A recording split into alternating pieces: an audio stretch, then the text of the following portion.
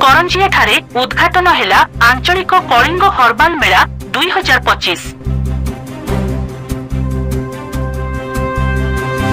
करंजिया बनखंड आनुकूल्य राज्य औषधीय वृक्ष संस्था और जंगल परिवेश और जलवायु परिवर्तन विभाग सहयोग मार्च 23 तारिख ठारू 27 तारिख पर्यंत करंजिया स्वयंशासित महाविद्यालय पड़ियाठारे आज आरंभ होईछि। आज उद्घाटनी उत्सवर मुख्य अतिथि भावे जंगल परिवेश और जलवायु परिवर्तन और श्रम बीमा विभाग मंत्री गणेश राम सिंह खुंटिया जोग देइथिबा बेले सम्मानित अतिथि भावे करंजिया विधायक पद्मचरण हाईबुरु आरसीसीएफ बारिपदा प्रकाश चंद्र गोगिनेनी सिमिलीपाड़ उत्तर वन्यप्राणी बनखंड अधिकारी तथा डेपुटी डायरेक्टर व्याघ्र प्रकल्प साई किरण डीएन और करंजिया बनखंड अधिकारी श्रीकांत नायक जोग देइथिले। सर्वप्रथमे अतिथि गण जगतर नाथ जगन्नाथ और मां तारिणी फोटो चित्र रे माल्यार्पण और प्रदीप प्रज्वलन करी समारोहर शुभ उद्घाटन करथिले। कार्यक्रम सहकारी वन संरक्षक मदन मोहन महंत परिचालना अतिथि परिचय एवं कस्तूरबा गांधी विद्यालय रसमतला छात्री मानक द्वारा स्वागत संगीत परिवेषण करथिले। एही कार्यक्रम रे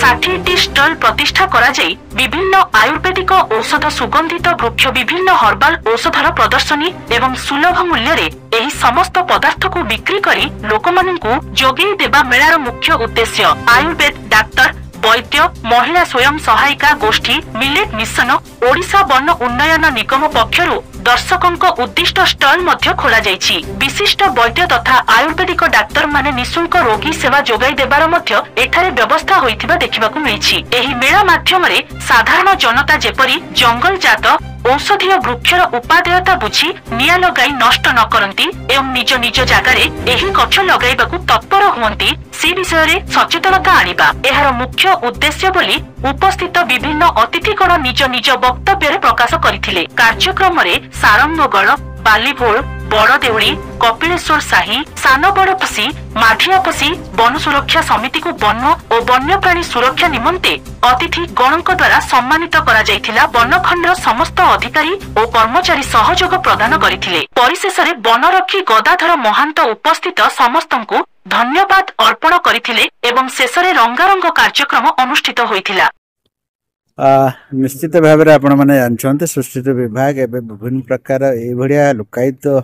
होता जिनस को पुनर्जीवित कर रिनोवेशन कर विभिन्न जगार सब कार्यक्रम होमर चेरमूड़ी कि हर्बाल मेला सब हो माननीय मुख्यमंत्री निर्देश देता मयूरभंज केउंझर बलांगीर एवं आपंकर दक्षिण ओडिशा भी हबार अच्छी कोरापुट नल्ले गंजाम हबार अच्छी जो आमर विभिन्न प्रकार सब प्रजाति स्पेसीज सब अच्छी पाखापाखि 3000 अधिका सब औषधीय वृक्ष सब अच्छी धीरे धीरे नष्ट होमें आम साधारण लोक जो मैंने पुनर्जीवित कर जो मैंने से चेरमूड़ी उपरे लोकंर मानव संबल लगौच लोक मैंने चिकित्सित कर गोटे उत्साहित हेबे इनकरेज हेबे से आमर विभाग स्टेट मोर मेडिसिनल प्लांट विभाग बोर्ड जो अच्छी से विभिन्न प्रकार प्रहसन राशि दौर विभिन्न प्रकार अर्थराशि टंका प्रदान करुच्ची जो मैंने मेडिसिन प्लांट करेंगे एवं आमर भी विभिन्न अंचल आमर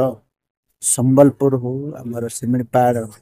पारदेश हो आमर मेडिसिन प्लांट हबार अच्छी योजना रखाई आगामी भविष्य में आमर जमी माने आमर पात्रपड़ा जो अच्छे आमर आरपीआरसी सेंटर से भी आम मेडिसिन प्लांट अच्छी को आम प्रत्येक जिला को जो जिला अधिका जंगल अच्छे से जगह को नवा बोल कि माननीय मुख्यमंत्री निर्देश देते 25-26 रू आमर भी मयूरभंज हबार अच्छी कौ जगार हम से परवर्त समय डिसाइड कराव ये आम सब कार्यक्रम करुचे जोटा कि सुश्री विभाग आम केमती वंचित कर रखा संरक्षण करवा अभिवृद्धि करवा दिगरे आमर विभाग निरंतर भाव में प्रयास